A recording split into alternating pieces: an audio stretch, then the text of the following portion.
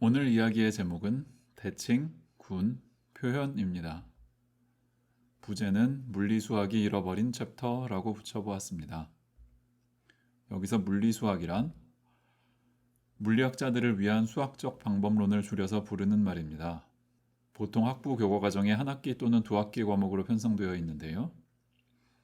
물리수학에서 배우는 내용을 큰 주제 몇 가지로 나누어 보면 대충 이렇게 정리할 수 있습니다.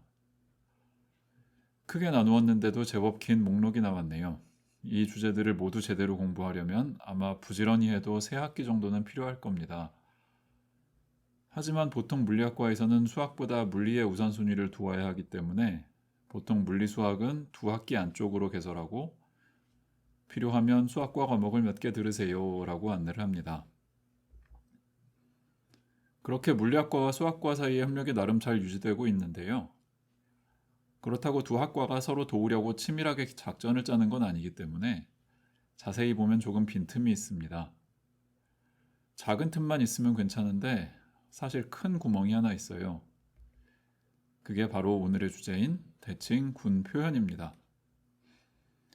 여러분들이 학부를 마치고 물리를 바로 떠날 거라면 별로 문제가 안 될 수도 있어요. 하지만 혹시라도 대학원에 가서 이론 물리를 전공하고 싶다면 이 구멍은 반드시 메워야 합니다.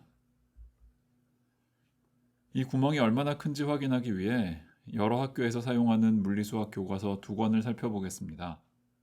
A교재는 1000페이지가 넘는 두께로 유명한데요. 그 중에서 군과 표현을 다루는 챕터가 차지하는 공간은 56페이지, 전체의 약 5% 정도입니다. 특수함수의 일종인 베셀함수가 72페이지를 차지하는 걸 감안하면 정말 보잘것없는 비중입니다. 왜냐하면 군과 표현의 비교 대상은 여러 특수함수 중 하나인 베셀함수가 아니라 특수함수 전체 모음으로 잡아야 마땅하거든요. A교재보다 조금 덜 두껍고 읽기 쉽다는 B교재는 상황이 조금 더 심각합니다. 전체 777페이지 중 군과 표현은 고작 7페이지, 전체의 1%도 안 됩니다. 하나의 챕터로 독립하지도 못하고 선형대수 챕터의 한 구석에 숨어 있습니다. 역시 베셀함수가 차지하고 있는 18페이지보다도 적은 공간을 배정받았습니다. 이렇게 물리수학 교과서만으로 만족하지 못하게 되면 수학과 전공책이라도 찾아봐야겠다라는 생각이 들 수 있죠. 하지만 그쪽에도 함정이 숨어 있습니다. 물리를 공부하다 보면 물리에서 대칭성이 중요하다, 대칭성을 기술하는 수학 개념은 군이다 라는 소문을 종종 듣게 되죠. 거기까지만 듣고 군 이론, 영어로 group theory를 키워드로 검색을 하면 수학과 전공 과목의 하나인 현대대수학을 마주치게 됩니다. 실제로 현대대수학 교과서를 펼쳐보면 처음부터 군 개념이 등장해요. 군이 대칭과 연결된다는 설명도 조금 나오고요. 물리책과 스타일이 많이 다르지만 그럭저럭 읽을만 합니다. 조금 더 읽다 보면 군 개념을 물리에 활용하는 방법도 나오지 않을까라는 희망이 들 수도 있어요. 하지만 안타깝게도 군에 관한 챕터들이 다 끝날 때까지 물리 이야기는 잘 나오지 않습니다. 그 이후에 이어지는 환, 채, 갈루아 이론 등등은 물론 그 나름대로 아름다운 수학이긴 하지만 물리에서 대칭성을 이해하는 것과는 점점 더 거리가 먼 쪽으로 나아갑니다. 현대대수학 교과서로도 안 되면 도대체 뭘 어떻게 해야 하는 거냐? 거기서 필요한 키워드가 바로 표현입니다. 알고 보면 물리교과서 곳곳에 이미 군의 표현 개념이 자주 등장하는데요. 어찌된 영문인지 적어도 학부 물리교과서 중에는 표현이라는 용어를 드러내놓고 사용하는 책이 거의 하나도 없습니다. 마치 누가 법으로 금지하기라도 한 것처럼요. 아무튼 여러분들은 이제 올바른 키워드가 뭔지 알았으니 제대로 검색을 할 수 있습니다. 아쉽지만 한국어 문헌은 아직 충분히 많지 않아 보이고요. 영어 문헌 중에는 교과서나 강의 노트가 충분히 많이 있습니다. 외국 대학 중에 물리학과 규모가 충분히 큰 곳에서는 군과 표현만 다루는 대학원 과목을 개설하기도 합니다. 군의 표현이 무엇인지 자세한 설명은 다음 기회로 미루어야 하겠지만 말 나온 김에 간단히 소개는 하겠습니다. 넓은 의미의 표현은 일상 용어이고 군 개념을 설명하기 위해 인간이 동원할 수 있는 모든 수단을 다 포함한다고 보시면 되겠습니다. 하지만 표현 이론이라는 전문 용어에 등장하는 표현이라는 단어는 훨씬 더 좁은 의미를 담고 있습니다.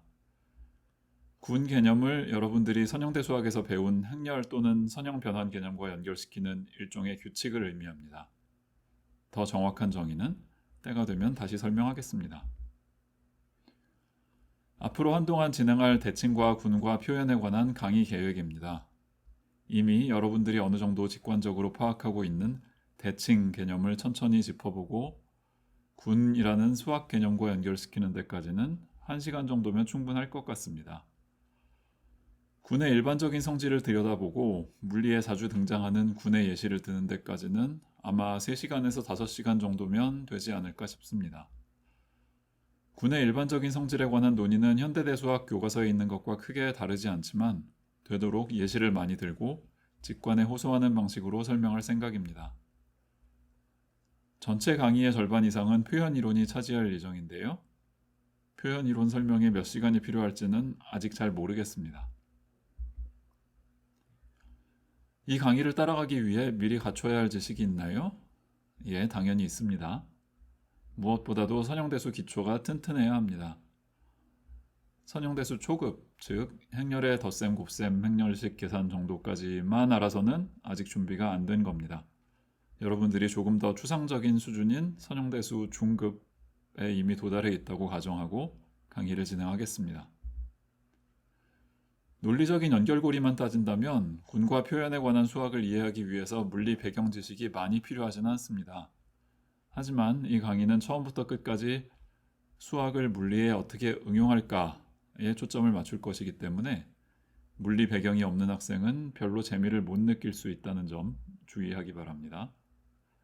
예컨대 양자역학에서 가군동량의 양자 상태에 대해 공부한 적이 있는 학생이라면 표현 이론을 배우자마자 이걸 미리 알았더라면 정말 좋았을 텐데 라는 반응을 보일 겁니다. 물리에서 군과 표현이 어떻게 활용되는지 공부할 마음의 준비가 되셨나요? 그렇다면 다음 시간부터 잃어버린 챕터를 되찾으러 함께 가보시죠.